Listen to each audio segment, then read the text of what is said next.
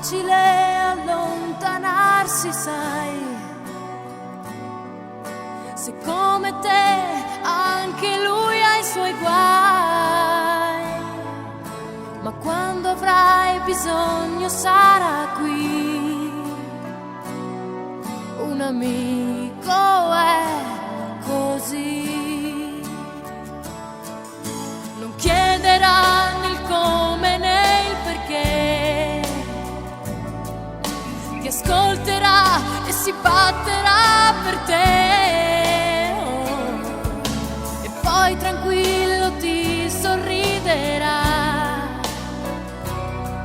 un amico è così, e ricordati che finché tu vivrai, se un amico è con te, non ti perderai in strade sbagliate. Nem sei como começar esse vídeo. Na verdade, a ideia nem era fazer esse vídeo.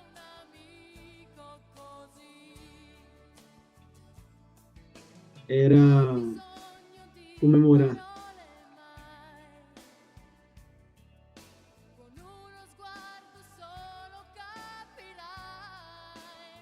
de uma forma diferente.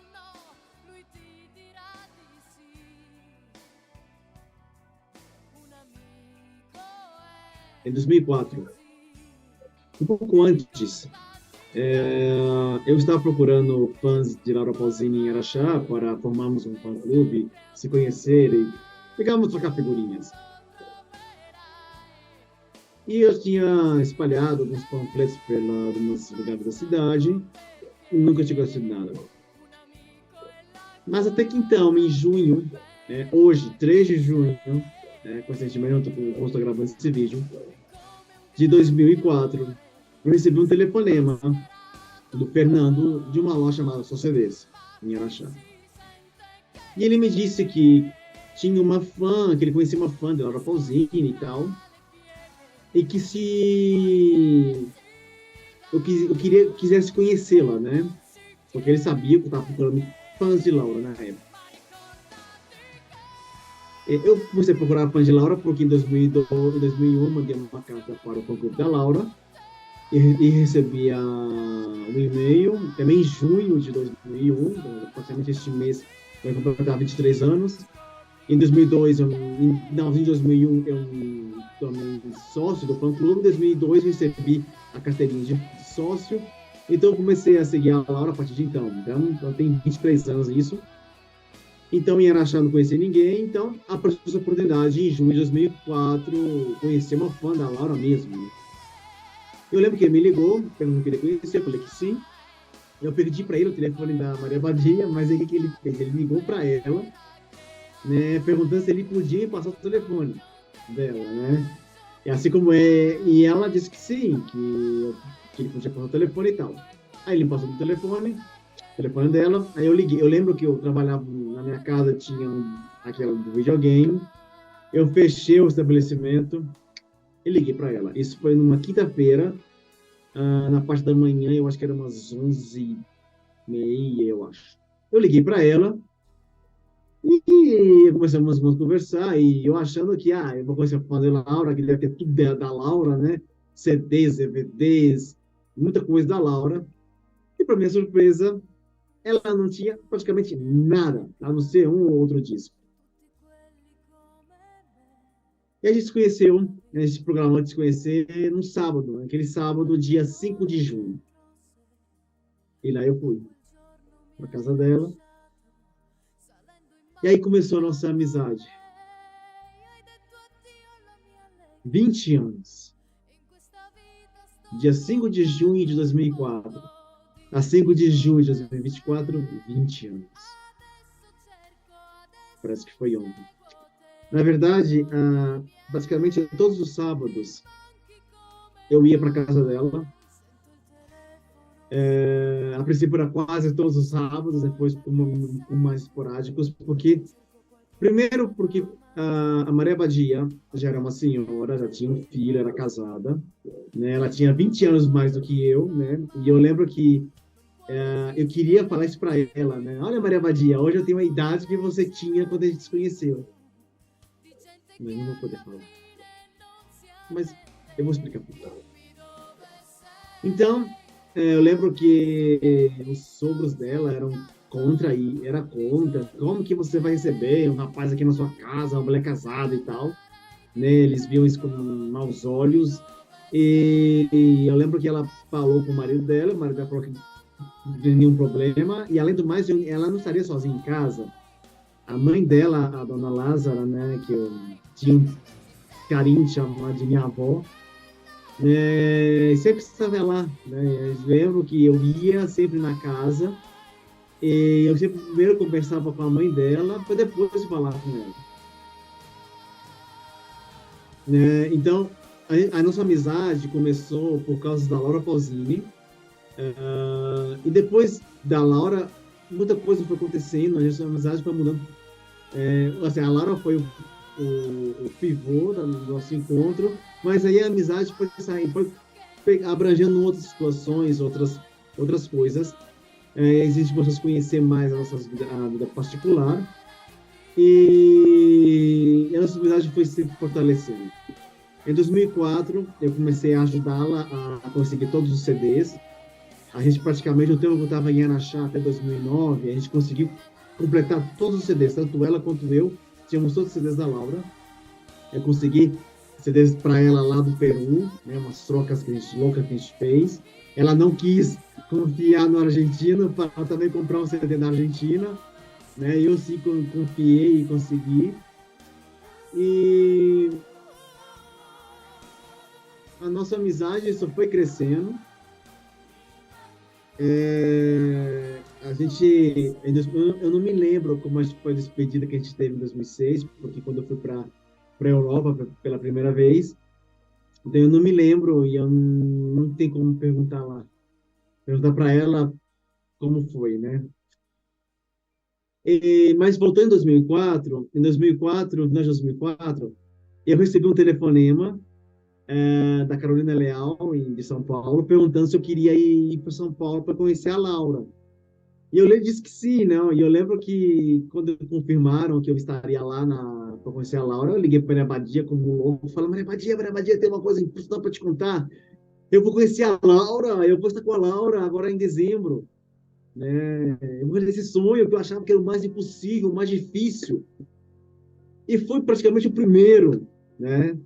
Porque foi antes da minha primeira viagem internacional, porque a minha primeira viagem internacional foi só em 2006, e conheci a Laura foi em 2004. E eu vou para casa da Maria Badia, a gente preparou, a Maria Badia preparou uma carta linda para ela, um envelope lindo também, muito caprichado, porque a Maria Badia era uma pessoa muito caprichada, tinha uma letra linda, uma caligrafia maravilhosa, né? Aquelas letras de pessoas que escrevem uns convites de casamento. Porque o pai dela obrigava ela a escrever assim, né? Ela apanhava para ter uma caligrafia perfeita. Olha que coisa louca, né? E E ela fez aquela carta linda, né? Mais linda que a minha. A minha era uma carta simples e no envelope que eu nem fechei, né? No envelope coloquei todas as bandeiras que eu tinha desenhado durante alguns anos.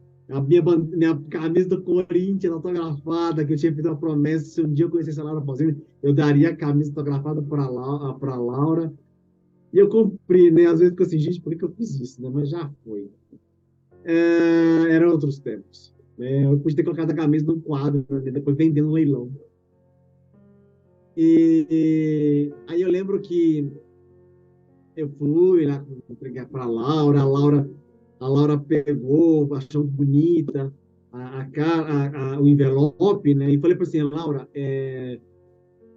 eu sei que aqui o encontro tem que ser muito rápido e só pode tirar uma foto e um autógrafo. Mas será que você não poderia mandar para ela um autógrafo desde a Itália? Você não, eu autógrafo aqui mesmo. E a Maria Badia tinha colocado a foto dela num pedaço de papel para que a Laura pudesse ver quem era ela, né? E a Laura escreveu uma dedicatória. Você é uma artista. Obrigada, Laura. Né? E quando eu voltei para Araxá, que eu entreguei esse autor, a Maria Abadia não podia acreditar, falando, a Laura me chamou de artista, né? Mas é ela que é a artista. Aí eu expliquei, não, porque ela achou bonito o envelope que você fez, né? Estava muito caprichado. Então, ela quis dizer que você é uma artista, né? Lembrando que para a Laura, cantar é ser intérprete, não é ser artista. A artista para ela é quem faz escultura, pinta quadros. Então, isso que é para a Laura. E a Maria Badia toda contente com aquele autógrafo que ela queria, ela me dizia, eu vou colocar numa pasta. Né? E tinha comprado uma pasta para guardar tudo que eu dava para ela referente a Laura. Né? Eu fazia cópias das coisas que eu tinha para compartilhar com ela. Em 2009, a gente tinha programado nossa despedida, mas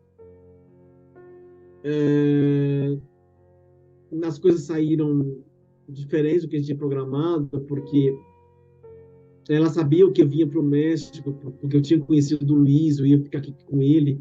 Então, para me contar isso para ela foi um tabu, porque eu não sabia como seria a reação dela. Apesar que a gente tinha 4 anos já de amizade, mas ela sendo testemunha de Jeová, e eu não sabia como ela ia reagir.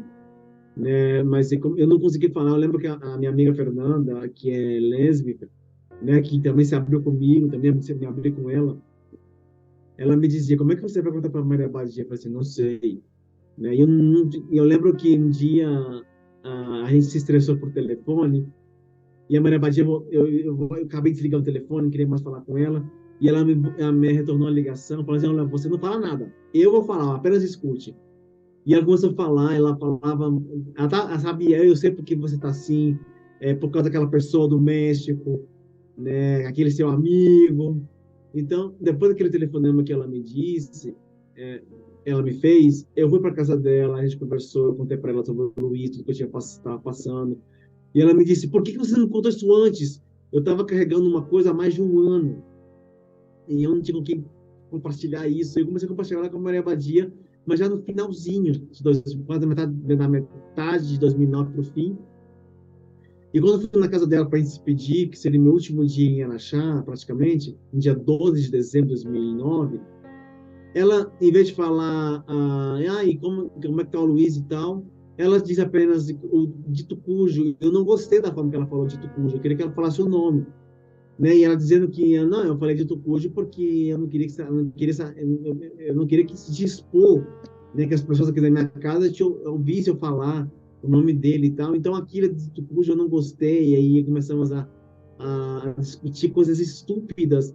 Aí eu levantei, ela tentou me segurar, e eu saí da casa dela, ela bateu a porta, foi um caos. Eu fiquei muito mal com isso, ela ficou muito mal também, porque ela tinha o problema da fibromialgia, e quando ela ficava assim estressada emocionalmente, com o problema emocional, isso afetava muito. Durante tantos anos que a gente se conhecia, muitas vezes eu não ia na casa dela, porque ela me ligava cancelando nossos encontros, porque ela estava muito ruim da fibromialgia, né? E tomava remédio para as dores que atacavam outras coisas. Então, a gente acabava não se encontrando tão frequentemente como era no início. Então, em 2009, essa despedida tão drástica me machucou muito, machucou ela muito mais. E eu lembro que eu estando aqui no México, em janeiro de 2010, eu escrevi uma carta para ela, assim, uma carta para minha amiga Fernanda, pedindo desculpa, né, pedindo perdão pela atitude que eu tive. Eu era uma pessoa, estou falando isso lá em 2009, né, eu tinha uma outra cabeça, sabe? Eu era uma pessoa que, às vezes, explodia por coisas bobas. Então, eu pedi desculpa e ela me retribuiu, ela mandou uma carta para mim, eu tenho guardada comigo até hoje. É uma carta que eu vou conservar para sempre, né, essa carta. E ela me perdoava, aceitava minhas desculpas e que isso não acontecesse nunca mais. E aí a gente já começava já online, a nossa amizade era só online. 2010, 2011, 2012, até aqui. apareceu o Messenger no Facebook, ela teve condições de comprar um computador. Então a gente continuava a nossa amizade assim, é, também trocar WhatsApp, né, que o filho dela gentilmente nos cedia para a gente conversar. Esse foi 2014, 2015, 2016. Eu ligava para isso que eu ligava para ela desde aqui do México, que eu tinha um plano telefônico aqui que ligações para o Brasil era grátis. Então eu ligava para ela, ficava horas e horas e horas, a gente conversava praticamente todas as semanas, né? E a gente conversava muito em todos os assuntos, colocava as coisas em dia, né? E ela falava para mim assim, olha, desde que você você foi para o México, a minha coleção de discos da lá está incompleta. Aí foi passando o tempo, eu falava para ela que ia conseguir, que ela não se preocupasse, que eu ia completar a coleção dela de novo. Mas foi passando o tempo, a doença dela foi piorando, foi atacando outras coisas do corpo, a idade também foi chegando. Ela já não era mais a Maria Badia que eu conheci. Aconteceu muitas coisas na vida dela que eu não vou colocar aqui, não quero expô-la. Nunca farei isso. Ela confiou em mim muitas coisas. Ela estava passando situações muito difíceis e em 2020, em 2019, a minha avó, né, a dona Lázara, né, a mãe dela, faleceu. E eu lembro que eu liguei para ela e ela me contou que a mãe dela tinha falecido. Eu chorei no telefone e ela disse: Não chore, tá? Não chore. Aí, sabe? Você sabe que a minha mãe estava já ruim, já estava acamada, eu estava sofrendo. Então foi bom que ela se libertou, né? Olha, eu não chorava por alguém assim, desde que a minha avó paterna morreu em 2002. Eu já tinha quase, para a dona Lázara, ela tinha 17 anos, assim, quando eu chorava. E a dona Lázara, que eu fui no hospital visitá-la, né? Que eu odeio o hospital. E eu lembro que eu saí da casa da Maria Vadia, ela preocupada com a mãe, ela não podia visitar a mãe. E eu fui até o hospital Casa do Caminho. Eu entrei lá na ala da enfermaria, fui visitar a dona Lázara e fiquei ali, não sei quanto tempo, uma hora, ali do lado dela, conversando com ela, vendo que ela estava bem. Aí eu voltei para. Isso que a Maria Badia não sabia. Eu voltei para casa, liguei para a Maria Badia falando que a mãe estava bem, que ela não se preocupasse. Né? E ela falou: Você foi até ver minha mãe, sim. Eu saí da casa da Maria Badia, peguei um ônibus e fui até a casa do caminho. E ainda lembro que eu falei para elas: Nossa, quando a minha mãe ficou doente, a minha mãe retirou o útero. Eu não fui visitar minha mãe nenhum dia, né? Mas para visitar a dona Lázara, eu não pensei duas vezes. Mas eram outros tempos, né? A minha mãe, eu fiquei com ela quando a minha mãe quase fez a viagem, né, em 2007, né, então compensou, né, não teve tanta minha mãe quando ela retirou o útero anos antes. E, então, a amizade que eu tinha com a Barbadinha ela era a minha amigãe, né, amiga-mãe, né, porque eu tinha a idade para ser filho dela, né, porque a diferença de idade era de 20 anos, ela parecia minha mãe, né, precoce, assim, né? E, então, a gente conversava muito muita coisa. Eu falava para ela, às vezes, que eu me apaixonei, né, por garotas e as frustrações que eu tive. Mas depois que eu me abri com ela, já era diferente. Né? Já contava outras coisas, agora já de rapaz, mas nunca tinha apaixonado até então, né? Me apaixonei mesmo em 2008, depois que eu vim para o México. E depois eu fui contando para ela, né, que eu tinha conhecido um árabe, Camel, em 2020, o argelino, eu tinha mandado para ela fotos dele, para ir conhecendo, a gente foi contando coisas, não, e eu falando para ela que eu queria ir para a Argélia, mas aí veio a pandemia. Aí veio a pandemia, e ela já fragilizada, e ela tomando muitos cuidados, né? Não recebia visitas de gente estranha, era muito controlado, as compras chegavam na casa dela, eram tudo lavadas, né? Ela queria distância, né, de contatos com o vírus. Mas aí, infelizmente, o Brasil era precedido por um genocida maldito, um vagabundo esquizofrênico, um covardão fujão, um maldito. E não tem adjetivos que disse que era uma gripezinha, que não ia usar máscara, que não queria comprar vacina. Atrasou tudo.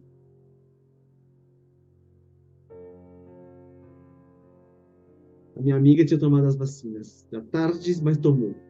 Tomou a primeira, tomou a segunda. Só que em janeiro de 2022, ela contraiu a doença. Ela contraiu o Covid, ela não queria ser internada.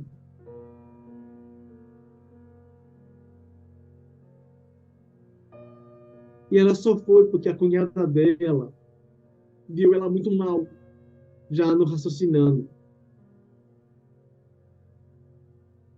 Ela foi internada em janeiro de 2022.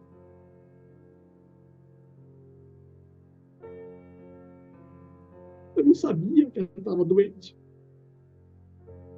Porque a última conversa que a gente teve foi no dia 7 de setembro de 2021, pelo Messenger, onde eu botei para ela que o Google Tradutor, né, do celular do Luiz tinha traduzido a mensagem que ela tinha publicado no Facebook, dizendo que ela tinha se fraturado o braço com o ombro, e em vez de sair ombro, saiu hombre, né? Homem em espanhol. Então eu fiquei rindo, eu mandei para ela. Aí ela me contou que ela foi se apoiar na cadeira, na cadeira, não lembro, e ela acabou caindo e machucou o ombro, né? Mas ela ia no médico para ver se estava uma cirurgia. Então. Mas foi a última mensagem, em setembro de 2021.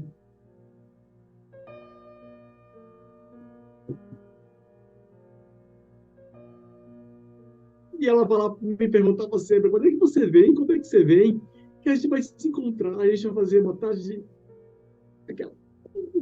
de reencontro, com certeza você vai trazer muita novidade para mim. Eu ficava sonhando com esse momento, mas eu ficava sempre adiando, porque o dinheiro não alcançava, e eu tinha falado para ela que não, agora a prioridade era na Argélia primeiro, para me encontrar com o Camille, e depois de já ir para o Brasil.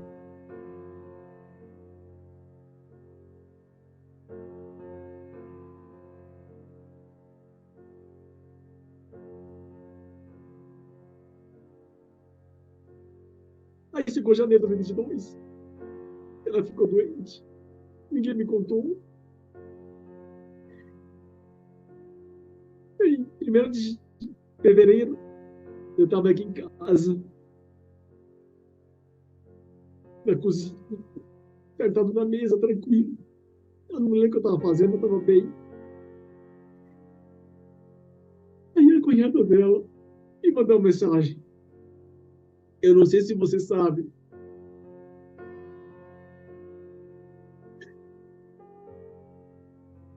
mas a Maria Batia faleceu.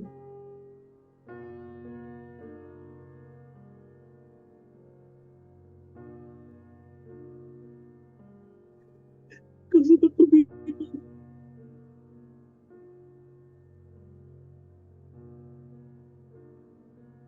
Eu estava sozinho.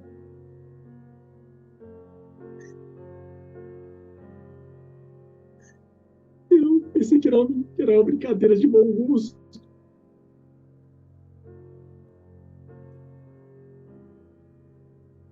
Eu comecei a gritar. Eu gritava. Eu bati naquela mesa, dizendo que não. Não é, não é real, isso não pode ser real.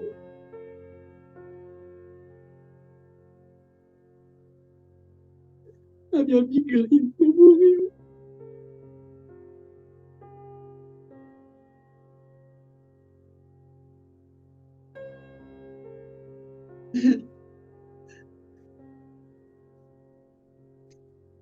Eu comecei a chorar, sem controle. Eu me ajoelhei no chão.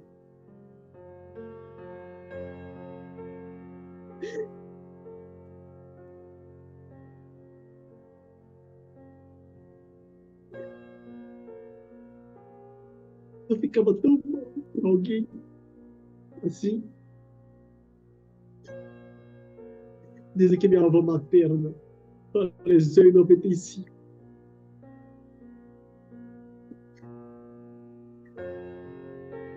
Um pedaço de mim naquele momento estava indo embora.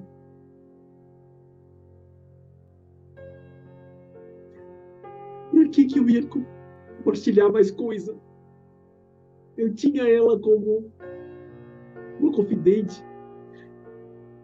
A nossa amizade tinha tomado uma forma tão bonita. Apesar dos perrengues, apesar dos problemas, apesar das coisas que a gente passou, porque eu falava, a gente conversava muito, falava que amigos era para dizer as coisas como são.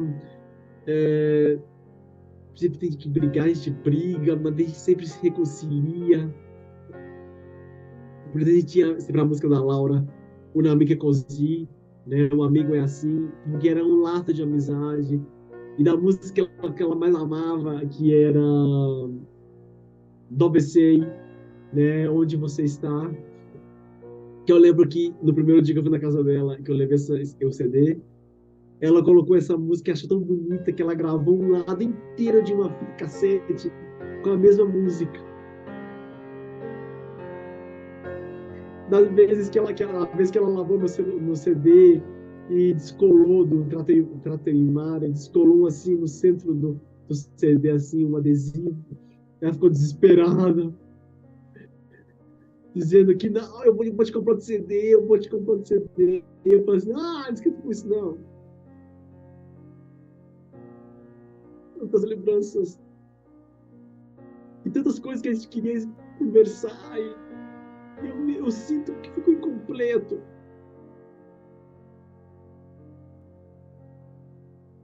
Eu chorei em fevereiro de 2022, março de 2022, sem parar. Eu não queria aceitar. Porque agora, em 2024, que finalmente eu irei ao Brasil, eu não vou encontrá-la. Fisicamente.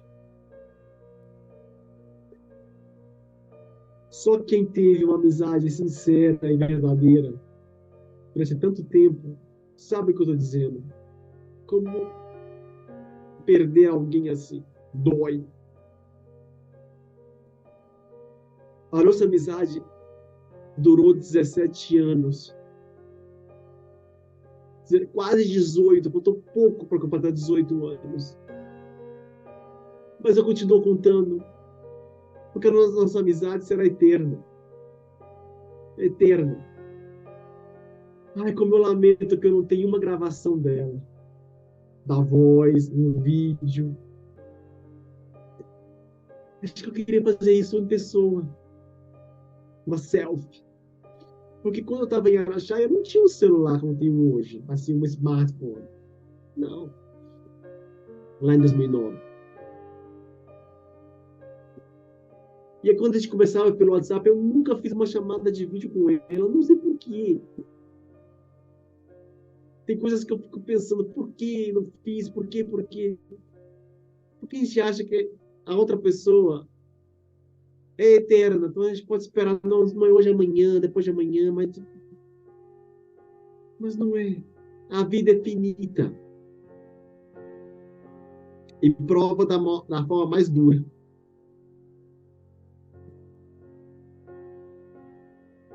Ai, Maria Badia. Tudo isso eu queria te falar assim. Eu sei que onde você está, aí lá no universo, você está aí no universo, você está recebendo essa energia. Está comemorando comigo nossos 20 anos de amizade.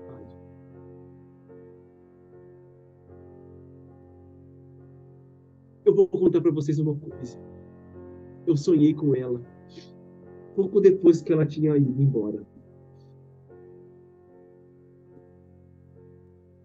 Eu não lembro se era aqui na minha casa ou era em outro lugar. Eu vi ela passar. Ela estava de um vestido vermelho escuro, eu não me lembro muito bem, eu era bordô. E eu vi ela passar e ela com semblante tão bem. Depois, um tempo depois, eu voltei a sonhar com ela. Agora, a gente estava numa sala. Ela sentada na minha frente. E ela me dizendo, eu estou bem. Eu estou muito bem. Né? E ela falava, Fernanda. Né? Eu fui com a Fernanda. E a Fernanda leu para minhas cartas. Né? A minha amiga cartomante. E eu pensando, gente, mas a Maria Badia não acreditava nessas coisas, não gostava dessas coisas. E eu ficava ali conversando com ela e vendo ela bem. Porque ela sofria muito quando estava viva. A fibromialgia acabou com os sonhos dela. Ela queria ser professora de inglês. O sonho dela era esse, né? Terminar, fazer uma carreira na cultura inglesa, né? Mas aos 20 anos, ela começou a sentir os primeiros sintomas da fibromialgia. E quando a fibromialgia se instalou de vez, acabou com os sonhos dela. Quando eu me tornei professor em 2005, ela me disse, você está fazendo aquilo que eu queria fazer, que era dar aula.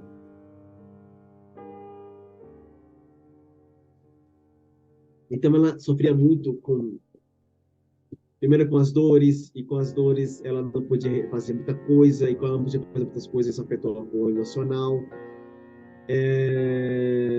Então ela teve depressão, ela teve apenas um filho, e foi muito duro, foi muito difícil, porque no período que ela ficou grávida, ela não podia tomar remédio para nada, para não afetar a criança, então foi uma sensação muito difícil. Então ela sofreu muito, muito, muito, muito, muito. Ela me disse que quando ela morava em Brasília, eles disseram para ela que a missão dela era ajudar através da mediunidade que ela tinha. Mas ela não queria, ela não se interessava por isso, ela não queria fazer. Então eles disseram, se você não fizer isso, que é a sua missão, você vai ter consequências físicas. Então ela disse que ela preferia ter consequências físicas. E eu nunca parei de ver com ela, falando assim, olha, você foi advertida, mas você agora está passando por isso. Ela falava para mim que, como é que eu posso estar doente e sou uma pessoa boa? Eu não queria contrariá-la, dizendo, mas vocês disseram para você que você tinha essa missão mediúnica de ajudar as pessoas, você não quis, e então agora as consequências são essas. É porque ela já tinha outras crenças, né? Então, para evitar discussões inúteis, eu não queria bater, né, com isso. Mas, enfim, né? Foi muito difícil a vida dela, muito dura. Ela se aposentou através de uma ordem judicial depois de muito tempo tentando, né, por causa que ela não podia voltar, ela não podia trabalhar. A doença não permitia. Eram dores 24 horas e dores intensas, né? Que até ela falava que até dormindo às vezes sentia dor, né? Tomando um caminhão de remédios só para tranquilizar e quando passava o efeito do remédio voltava as dores. Não dá pra... Eu acho que só quem sofre essa maldita doença pode compreender. Eu não sei, né, o que é viver com isso. Eu espero nunca saber. E nos últimos anos dela, ela me queixava muito, dizendo que eu não queria mais viver porque não aguentava mais as dores, tanto física quanto emocional. Mas eu falava para ela assim, não aguento, não, você tem que ver mais, a gente vai se encontrar, não desmoreça. Eu tentava dar ânimo para ela, mas eu sabia que estava muito difícil. Então, a morte dela foi um tipo de uma libertação também, assim como foi para a mãe. Porque agora eu sei que ela não sente mais dor. São 2 anos sem dor, né? Para quem ficou com dores por mais de 30 anos, isso foi um alívio. Claro que para quem fica, a dor continua. Agora, a dor da saudade, que essa nunca será aplacada.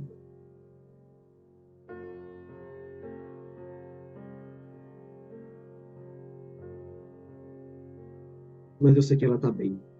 Ela tá bem. Será que um dia a gente vai se encontrar? Talvez sim, talvez não. Talvez foi apenas nossa vida, a nossa missão de nosso encontro. Mas eu quero deixar bem aqui registrado essa pequena homenagem à minha grande e eterna e inesquecível amiga, Maria Badia, de Assis Cabral. Meu carinho, meu amor, meu afeto para você sempre. Aí no universo onde você está. Muito obrigado por tudo. E obrigado pelos 20 anos de amizade.